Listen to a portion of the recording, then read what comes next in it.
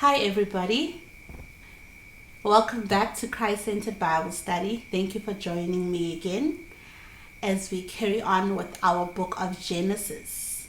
The way we are going, I don't think we'll be done with the whole Bible in 2024 but we'll give it a try and see how far we go. How's that? Okay, so now we are in chapter 4 in the book of Genesis, and please open your Bibles with me. Please do follow along and open your Bible apps as we carry on with our Bible study. And chapter 4 in the book of Genesis reads as follows. And Adam knew Eve, his wife, and she conceived and bare Cain, and said, I have gotten a man from the Lord. Okay, so a lot of versions, these newer versions, including this one, the King James Version says, I have gotten a man from the Lord. And that could mean, the first time I read it, I thought, what does that mean? Does it mean God was like a midwife to Eve? But he was only a midwife with Cain and not with Abel. Did they maybe, I just didn't understand it. So I went and I read the Septuagint, and I also read Jewish Legend version, and another version I didn't write down, but the old versions that are still written really in Hebrew. And it says that I have begotten a man from the angel of the Lord. All right. So the older versions say, I have begotten a man from the angel of the Lord, which makes more sense considering the previous verse and also the coming verses. Okay. And this verse also as we move on. So the man from the angel of the Lord, being Cain, is of the seed of the serpent, of that majestic tree, of the angel of light, of that cherubim that was in the garden, that traded with the different kingdoms and got prideful because he was dishonest in his trade. That one that we have been reading about in the previous chapter is the seed of that angel. Behold, I have begotten a man from the angel of the Lord. This is what Eve says. And again, bear his brother Abel. So this is a different a birth. It's not the same. There's a lot of teachings that says the same, and I think I also believed it until after this Bible study that I did, that I'm sharing with you now.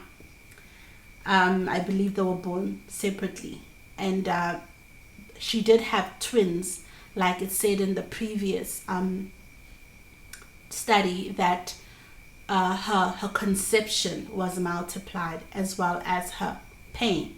So she had a daughter and a son with Cain, and then she also had a daughter and a son with Abel.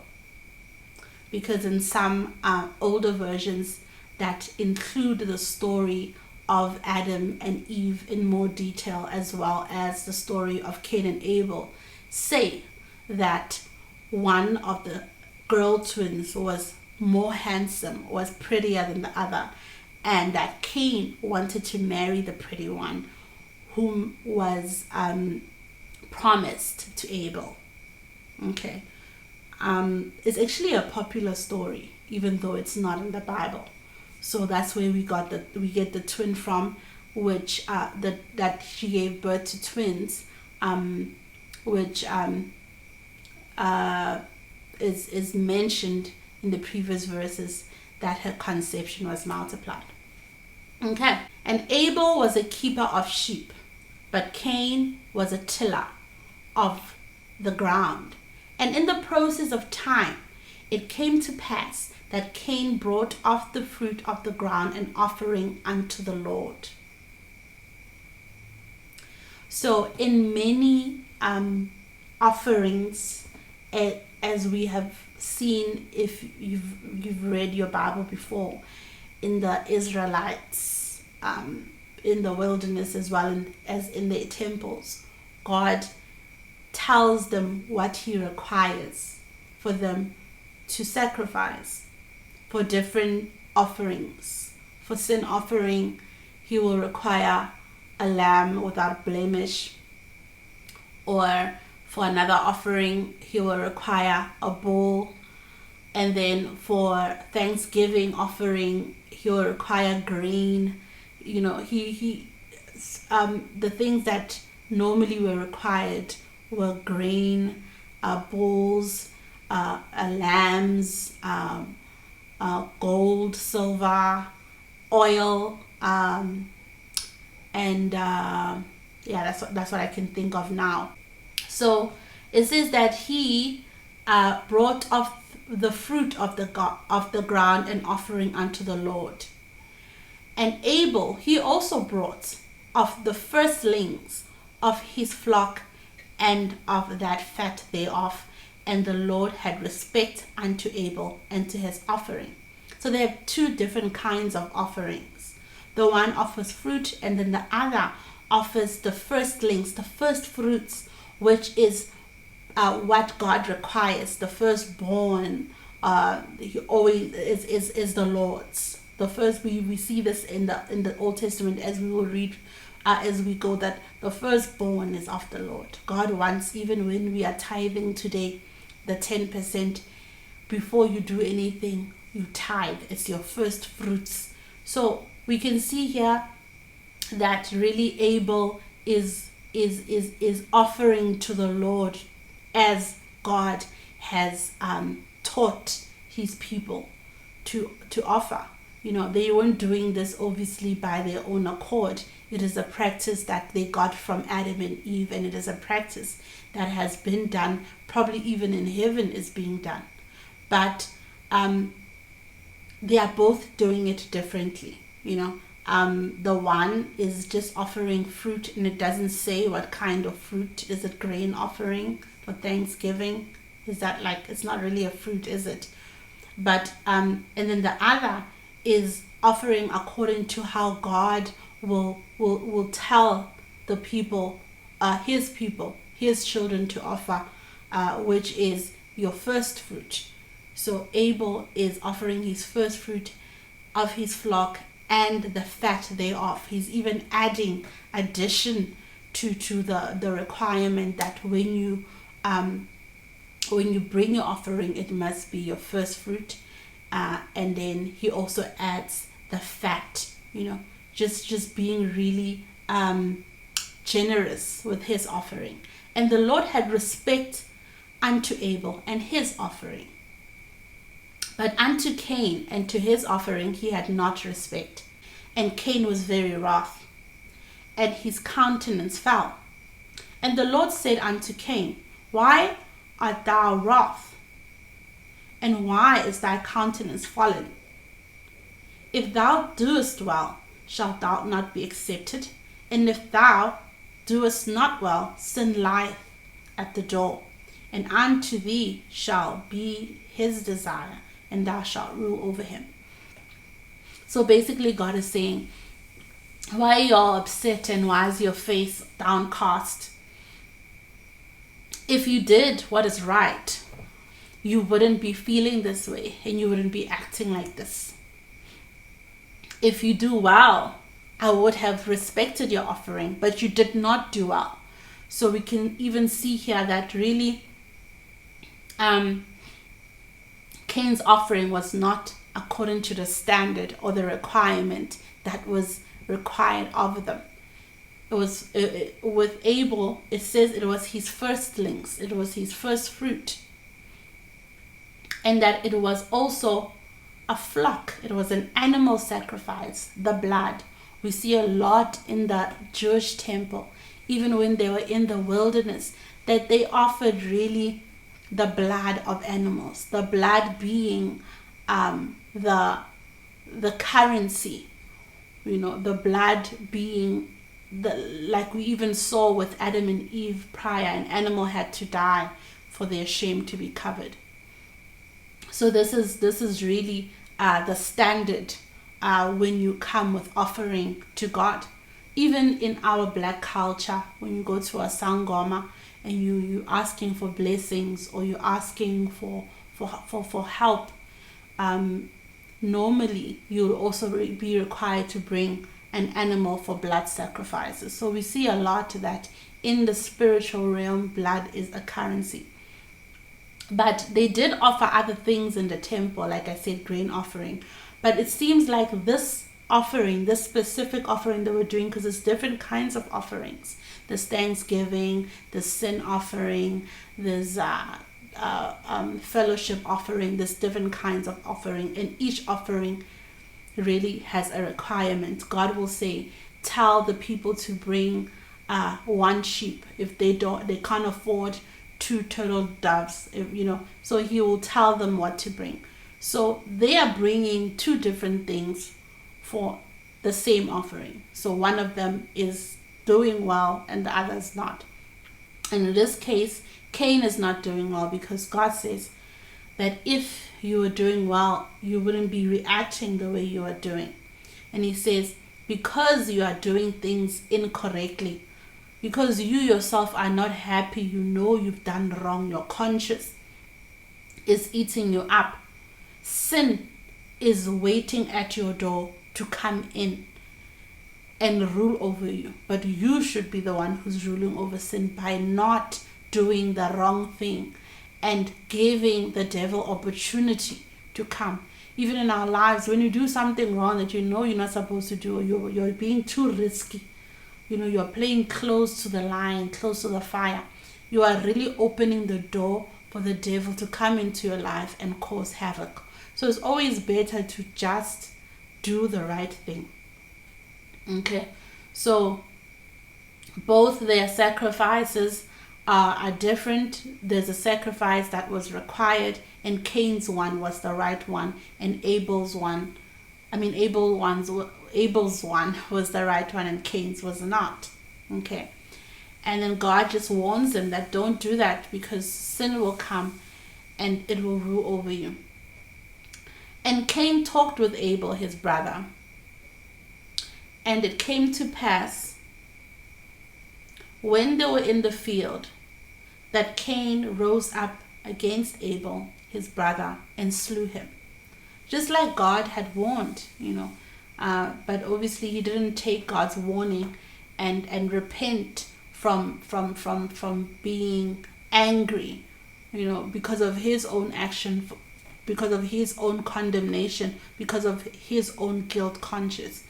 And he just obviously stayed in that place in his heart. And it says that they had a conversation with his brother Abel. In other older versions, the conversation goes as like this. They are in the field, and Abel's animals start eating Cain's crops, and then they have an altercation, a fight regarding that, and then Cain then kills Abel. Something, obviously he just didn't go up to him out of the blue and kill him. They had an argument. An argument was because his animals were going into his side of the land. The animals that Abel was taking care of ate Cain's crops, and then they had an argument. That's how the story goes. So, and then he killed him. It just took one little thing for him to just get ticked off, and that is the final straw. And he killed him. So after this, the Lord said to Cain, where is Abel thy brother? And he said, I know not. Am I my brother's keeper? And he said, what hast thou done? This is God. The voice of thy brother's blood crieth unto me from the ground. And now art thou cursed from the earth. So God is saying that he is cursed from the earth. God is not putting the curse on him, but he's saying because now he spilled blood on the earth, the result of that is that the earth is going to bring out a curse against him. This is what we get this thing called karma from. What goes around comes around. There are rules that God has placed in his wisdom in creation that protect nature, that protect the creatures, and that also protect us. For example, the law of gravity. If you had to go onto a high-rise building, and then you're a believer, you believe in God, you're a great Christian, you do everything right, and then you go onto a high-rise building on the roof and you jump, expecting maybe angels to come and catch you, or maybe for you to go mid-air or fall and not hurt yourself. That is ridiculous, because you're going against a law that God has placed. It doesn't matter who you are. You could be the Pope himself, but if you jump off a high-rise building, you will crash and you will die, right? So God has placed laws that protect us and that serve us in the universe. And one of the laws is karma. I'll just call it karma. That is a law. It's a spiritual law. So God is saying that because you have done this, and we also see a lot in the Bible actually that in the previous study, the ground was also cursed because of sin. So that the earth suffers every time we sin. There's actually a verse, we can go to it now, in Romans 8:22. It says, for the earnest expectation of the creature waiteth for the manifestation of the sons of God.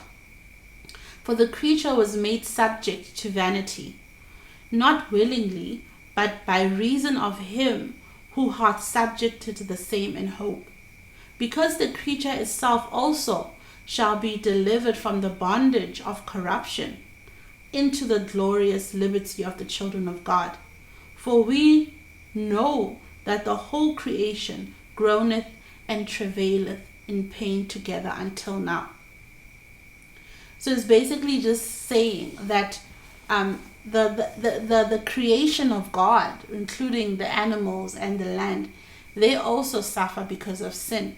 And we see also in the lives of the Israelites, because this book really is about all of us, but it's focused on one family, and we are learning about God from this family, who are the Israelites, that when also they sinned, the land suffered. They had diseases, they had no rain, they had there is a consequence. The land also, when we sin, it also holds that sin. It also is corrupted by that sin. That's why this verse that we just read here in Romans 8:22 says that even the creation is also waiting for this day when Jesus comes and he takes his children, and the earth is renewed again after the fire. It's waiting also for the redemption,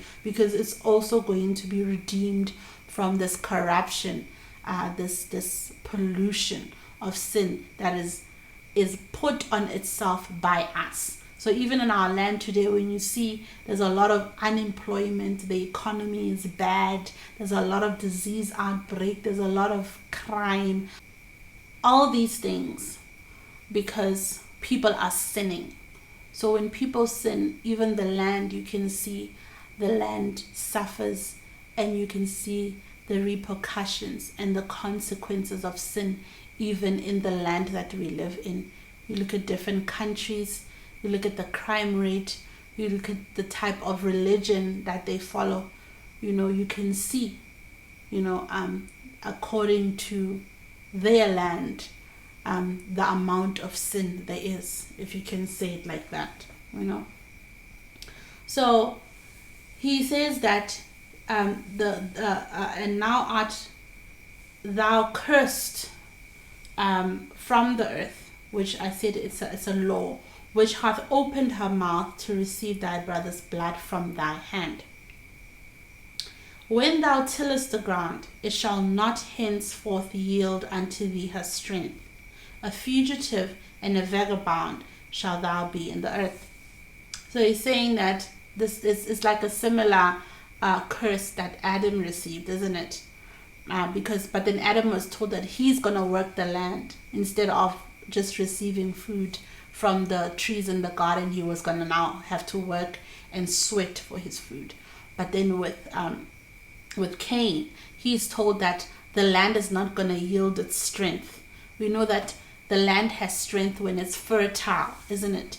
So if you go to a very fertile place and you plant a seed, and you can plant really anything, you can have a lot of food. But if it doesn't have strength, it's weak. It's like the desert, isn't it? So the desert, if you go to the desert and you try to plant carrots or an apple tree, that's not going to work out for you, because you need fertile a ground that has strength to produce that. So he is told that the land will not give him specifically its strength, and he is going to be cast out from where he is staying into a land that will not give him strength. So we can see that he is sent to the desert, and then and that also he's going to be a vagabond, which means he's going to be homeless. He's going to move one place to another. And we know that people who live in the desert, they live in tents, and they're always moving with their camels. They're always moving. They never stay in one spot, because they're always looking for water. They're always looking for resources in the desert. They never stay in one spot. So this is Cain's punishment, really, that he's going to be living like that. Okay. And Cain said unto the Lord, my punishment is greater than I can bear. Behold, thou hast driven me out this day from the face of the earth, which is land. Because it says face of the earth, and then from thy face shall I be hid, and I shall be a fugitive and a vagabond in the earth, and it shall come to pass that everyone that findeth me shall slay me. So in this verse 14, you can see it says face of the earth, and it says earth. Okay, so I wondered why doesn't he just say earth? Why does he first say that you have driven me out of this day from the earth, but he says you have driven me out of this day from the land? So it shows that he's no longer going to be in that land. He's going to be like in a desert. He's not going to be in that land. Face of the earth is land. And also face of the earth, I actually googled it, but I think it means land, but it says the whole world. But we know that he went to a part of the world. So it can't be that God has casted him out of the whole world. He went to a place. It even tells us where it is here. It says east of Eden. So the face of the earth here is the land, and from thy face shall I be hid. So this is also now when we choose to live a life of sin, we are hidden from God's face, because sin separates us from God. There has to be a mediator between us and God because of sin, and then obviously we have Christ, and his blood has washed us. The curtain has been torn. We can go to God and be with him face to face.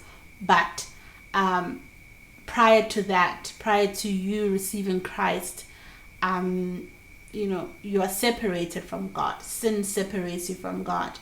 So he's being separated from God, and he's no longer now going to call upon God and speak to God. God is not a part of his life anymore. Okay, this is like a very sad place that obviously we were in before we found Christ, or rather before Christ called us. So he says that I'm gonna be away from thy face shall I be hid.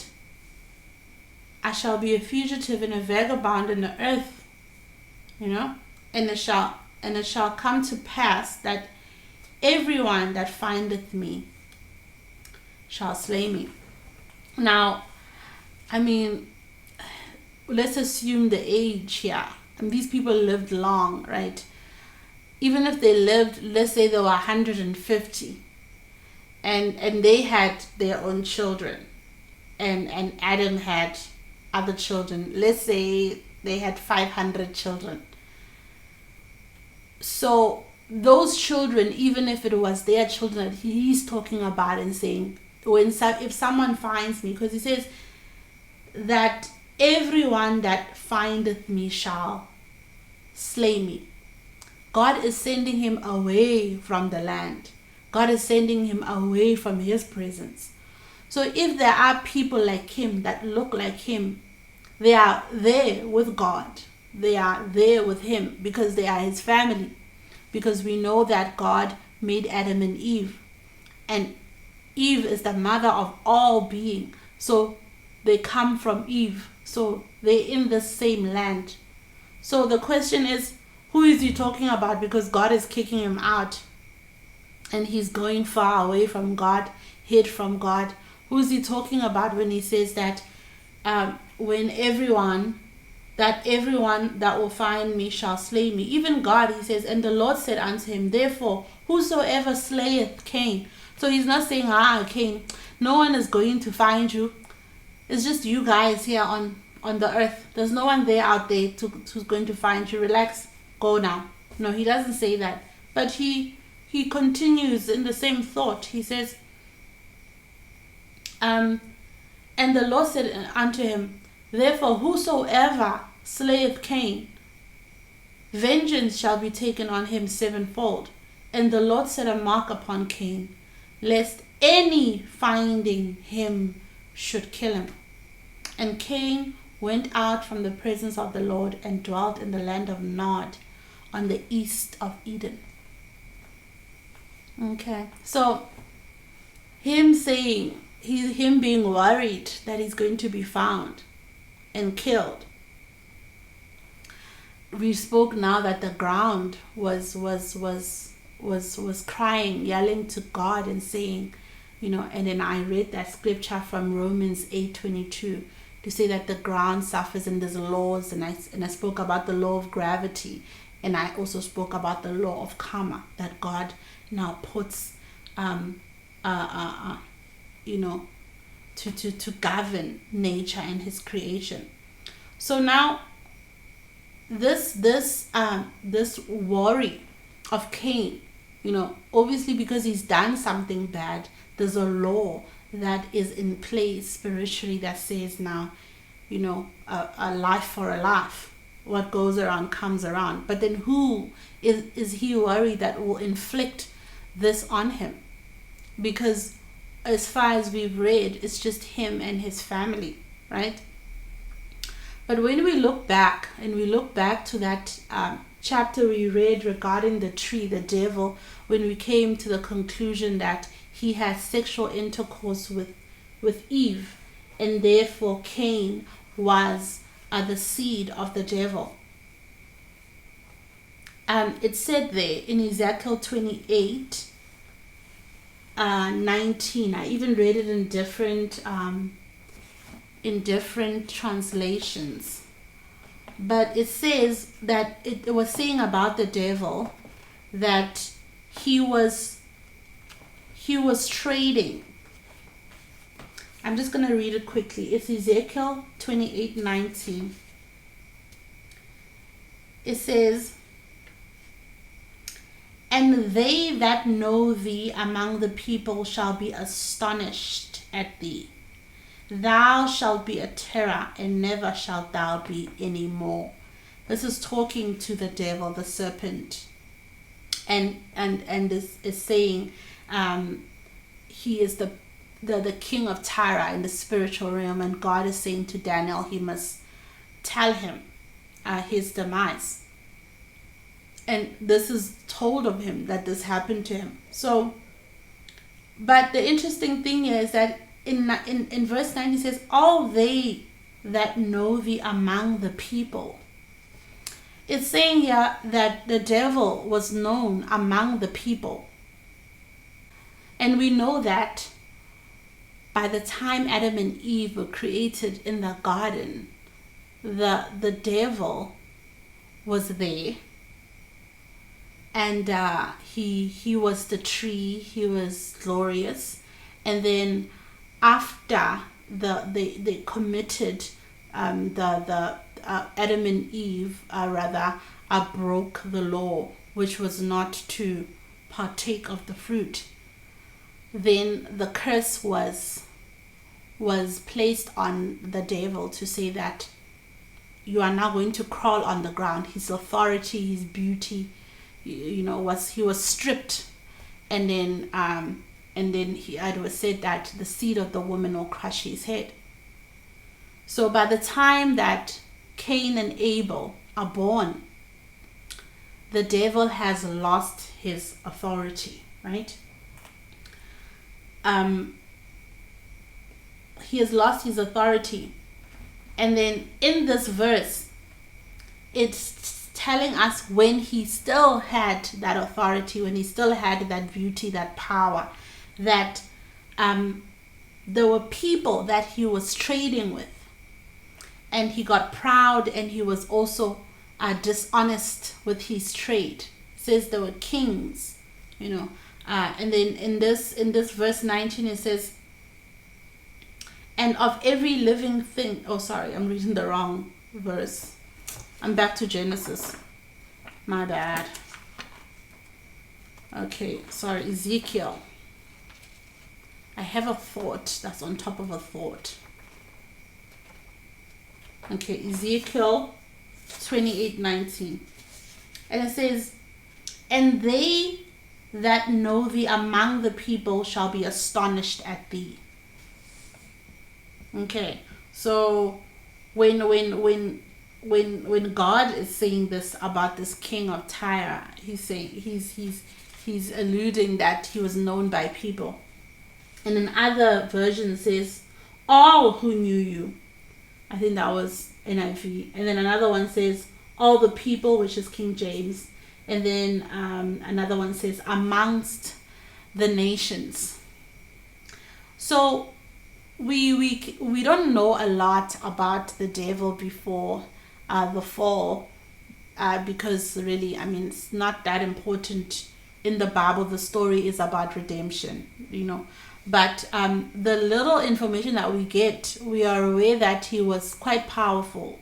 Even the tree that we read when he was described as the tree that was big and majestic, and all the nations used to come under him, and the birds, the fowls of the air used to nest on his branches. We can see that he was popular, he traded with kings, but he was dishonest, and then he was proud, and then obviously sin came in, and then he fell. But he wasn't alone. There were people, and it wasn't angels only and sons of God. This version says people, the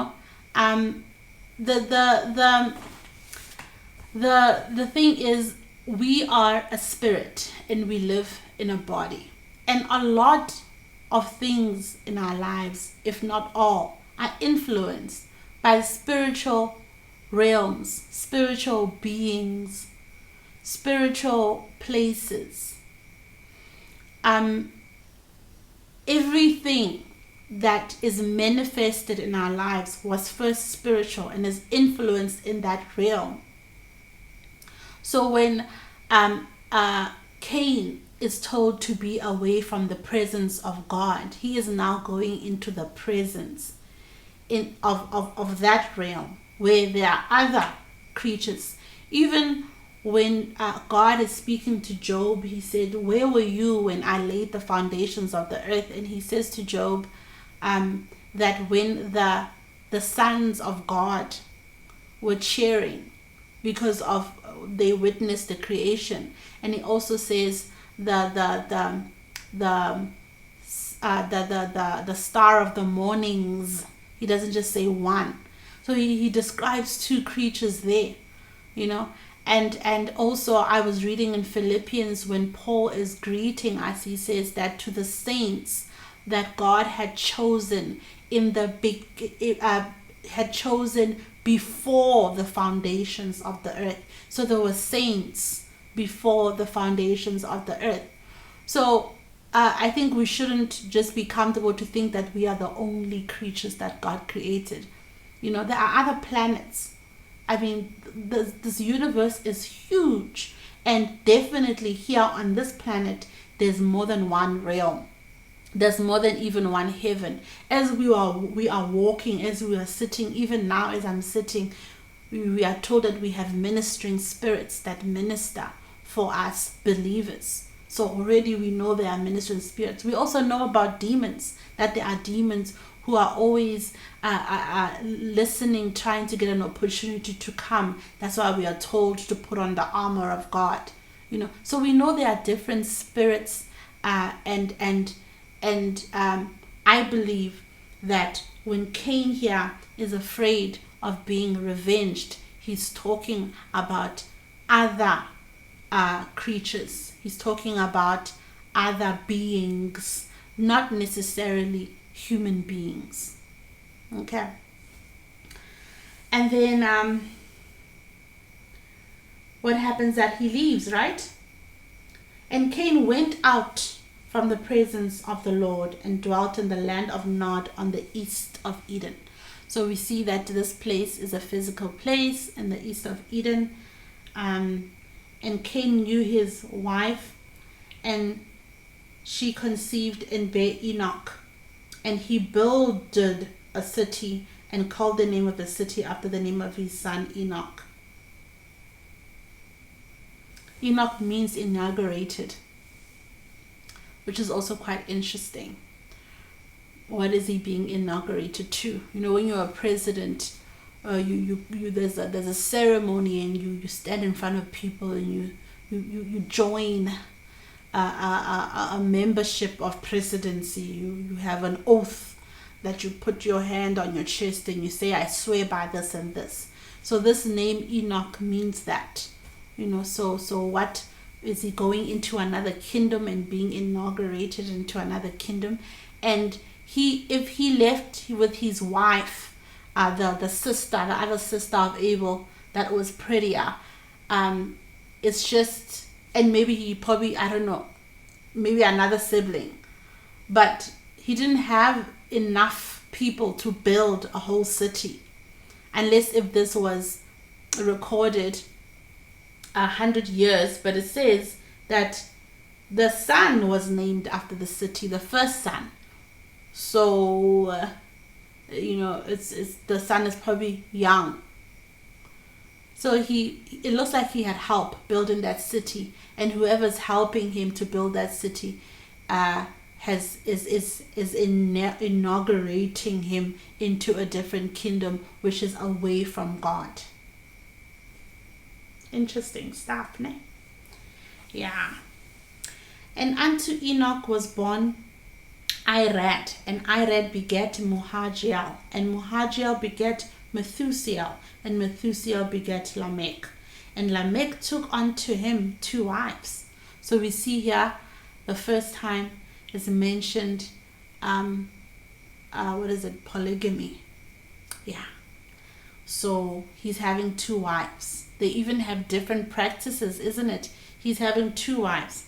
The name of the one was Adah, and the other was Zillah. And Adah bare Jabal, and he was the father of such as dwell in tents, and of such as have cattle. And his brother's name was Jubal. He was the father of all such as handle the harp and the organ. Okay. I mean, when we are born as human beings, we are born, God says that we have the law of God in our hearts. Okay. We have the law of God in our hearts. And when we are born as in a fallen nature, we are born with sin. So we know how to sin, but we also have this conscience that has a law of God. But as for everything else, how to speak, we are taught how to speak. We are taught how to read. We are taught mathematics, how to count. Everything else that we know, we go to school, we go to university, we learn from our family, our parents. We learn. Even when you do have a talent, I am an artist, I paint. That is a natural talent that I was born with. But I had to be taught techniques to refine it. And also, I had to be taught about different colors, about how to use a paintbrush. I had to be taught even with my talent. So it says here that these sons that were born in the line of Cain, it describes that the one was they played instruments, musical instruments. I'm just gonna find it. I lost it. Yeah, here it is. It says that handle the harp and organ. So a harp, so they learned how to handle a harp and an organ, and also how to create, to make one, and an organ to make it. Okay, and the other one, an instructor of every artificer in brass and iron. So these are skills that you learn. They are skills that you learn. It's not something that you're born knowing. Like I mentioned, we are born knowing. God says He's written the law, His law in our hearts, and sin is, we are born sinners. Nobody teaches us how to lie and stuff. That we are born into. It's a nature that we are born into. But the other stuff we had to learn. So they built a city, a whole city. They named it after his first son. So when did they name it? If the son was 100 years when they named it, which wouldn't make sense, why would they name it that late? Okay, I think it does even say the years, because it says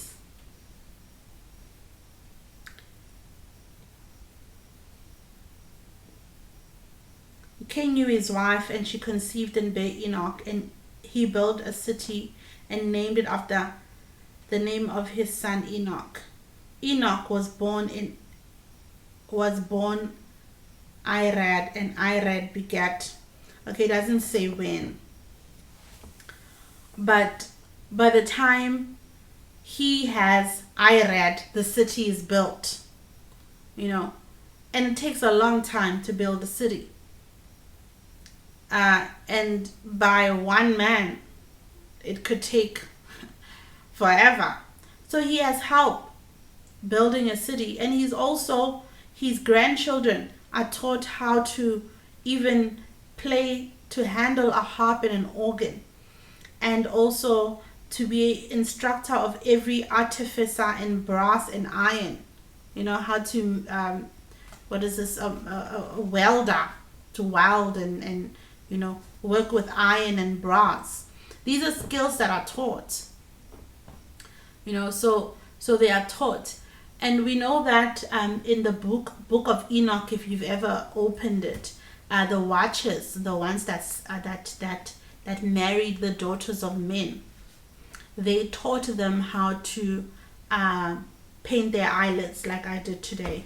How to do witchcraft, sorcery, and mathematics, and also how to read the stars, the star signs, your Libra, Aquarius, and those things, and the calendar. They taught them all those things. So they got knowledge from the angels. And the Bible, Jesus says that wisdom and knowledge and understanding comes from above. It comes from God. So it is given. Wisdom is given. Understanding is given. knowledge is given. It's not something you are born with. So they are given this knowledge from somewhere that is not from God, because Cain is away. He's hid from the face of God. He's not in the presence of God. And now he's living somewhere where he is helped to build a city, and he's given this wisdom. So we can even say that whoever is with Cain is not human, because humans is not like mankind, human being, because we are not born with ability to know how to work iron and brass, and we're also not born knowing how to create an organ and play it. This is knowledge that is handed down to him. Okay, so it doesn't really say who these beings are, but these are the beings that he was afraid they would kill him when they find him. So both he and God knew that as soon as he leaves his presence, it is already known that he has murdered his brother, because the ground was crying and screaming out for justice. And it is known not only to them, but to the world, that he has done this, and karma was going to come on him, and he was afraid that whoever is going to find him will kill him. But instead, because he receives a mark, God gives him a mark to say that whoever will kill him will be he will be vengeance. He will pay 7 times more. He'll be avenged 7 times. So he's not killed. Instead, he's inaugurated, trained into another kingdom, and he names his son Enoch inauguration, because mostly in the Bible we'll see that the names of their children is either spoke about what was happening at the time that they were born, which is also a culture that black people have taken, especially Zimbabweans, that they name their children according to what's happening, the situation around. So that's why he is called inauguration or training. So they are going into somewhere where they are trained. That's why they can handle the harp and the organ, and they can also work brass and iron. And Lamech said unto his wives, Adah and Zillah, hear my voice, you wives of Lamech, hearken unto my speech, for I have slain a man to my wounding, a young man to my hurt. So even the evil, the way they are living, you can see this is just an evil man. He killed a young man, a young boy, for wounding him. Is that even fair? A young man for wounding an old man, that is not even today, that's not even right. If you had to wound an old man, whether by accident or you did it intentionally, the old man is wise enough to reprimand you, to say, no, this is not how you behave. Why would you do that to me? And if you were to be punished, it wouldn't be murder. So you can see now, it's just the way that they are living under this new kingdom away from God. This is normal. He's even saying it. He's saying, I have slain a man to my wounding, a young man to my hurt. So he's even proud. He's even bragging about it. There's really, the moral compass is just way off. It's just not, it's not good. If Cain shall be avenged 7-fold, truly Lamech 70 and 7-fold. So he is bragging, and he is referring to his great grandfather, and saying, if my grandfather was protected, and anyone who would kill him would be avenged 7 times, I'm even better. I would be avenged 77 times. And Jesus refers to this very thing later when he's teaching his disciples on forgiveness.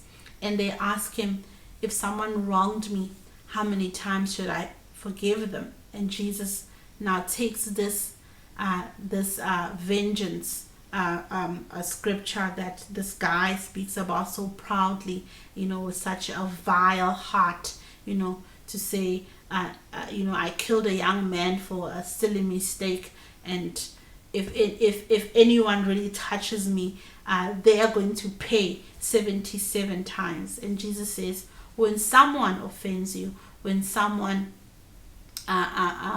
hurts you, then you should forgive them. You should forgive them 77 times. Okay. And Adam knew his wife again, and she bare a son, and called his name Seth. For God said, she hath appointed me another seed instead of Abel, whom Cain slew. Okay. So she's saying that Seth is coming from God to replace Abel, because we know that Abel was killed by his brother, and Abel was the good seed, but he was killed by his brother. And to Seth, to him also there was born a son, and he called his name Enos. Then began men to call upon the name of the Lord. So when the son Enos, which means also people are multiplying, and Enos meaning human nature, not God, humans who need God, humans who need help are multiplying. So, and they are recognizing that God is their help, so they call on the name of God for help. They look up to the mountain for where their help comes from, and they call on the name of God. So we can see the contrast between these two seeds. The one's generation, already they are powerful. They have a whole city. Oof. And they have music, they have organs, they have iron, they have brass. They are advanced, isn't it? Even in the world today, you can see wicked people really are living their life. People who oppress people, people who exploit people. They are rich on people's backs, people's bloodshed. The world we are living in, really, it reflects this city here, the city of Nod. So they are doing well. They are doing well according to worldly standards. They are doing well. They have all the stuff, the worldly stuff. But on the other kingdom, on the other side of town, in the land of God, they are looking to God for strength, for providence. They don't have musical instruments and brass and iron and all those stuff. They are looking to God for their food. They are humble. They're living a humble life, and they are fellowshipping and communing with God as their Lord. And this is the line of Seth. And we're going to stop here, and then the next study we will do chapter 5. Okay, and the smaller chapters will do both, but these chapters are long, because the next chapter is really talking about the genealogy of Adam, which we will just read through. It'll be great even that before I post the next one, you go through verse 5 by yourself, because it's a lot of reading. Okay, but obviously I will go line by line, but I will just read faster. Maybe we'll get the meaning of the name, so we can also see what was happening in that time. Okay, but it's really just listing the family line after Adam, okay, to Seth. Yeah, so, and from Seth downwards. Okay, But it will be great, really, guys, if you can just go and read chapter 5, and then the next lesson I will do chapter 5 and 6. Okay, I just want to go research what the names mean, so we can see what age, what era we are in before we go into reading chapter 6, which is about the Nephilims and the Watchers. Okay, so before we get there, I just want to do a study here to see more details before we read chapter 6. So if you can read chapter 5 before the next lesson, that will be awesome. Okay, thank you so much for watching, guys. Please share this video, share it to your WhatsApp groups, to your family, to your friends, so that my channel can grow and that more people can be helped and more people can start reading the Bible for themselves, just as you are. Okay, and like and subscribe if you haven't done so. Please like and subscribe. I'll see you next time. Thank you so much for watching. Bye bye.